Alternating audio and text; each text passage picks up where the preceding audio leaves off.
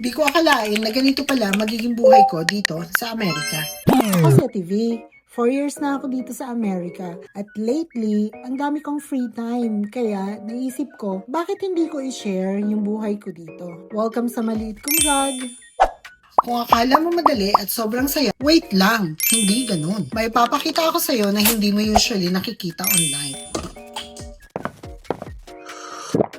Walang filter, walang arte. Ito ang araw ko.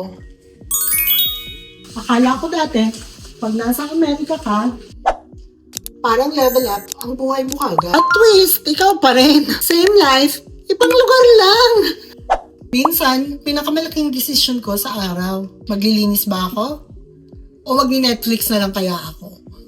Alam mo, kung ano ang hindi sinasabi ng karamihan, hindi lahat ng nasa Amerika exciting ang buhay at hindi rin lahat nahihirapan. Marami sa amin, ganito lang, simple, tahimik, pero masaya.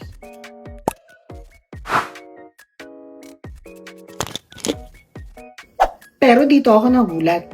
Akala ko, kailangan kang may laging ganap para maging masaya. Hindi pala. Hindi ko alam, ganito pala magiging buhay ko dito sa Amerika. Walang bongga, walang drama, simple lang at ayoko siyang palitan. Kayo ba? Ganito rin ba ang expectation nyo pag nasa ibang bansa kayo?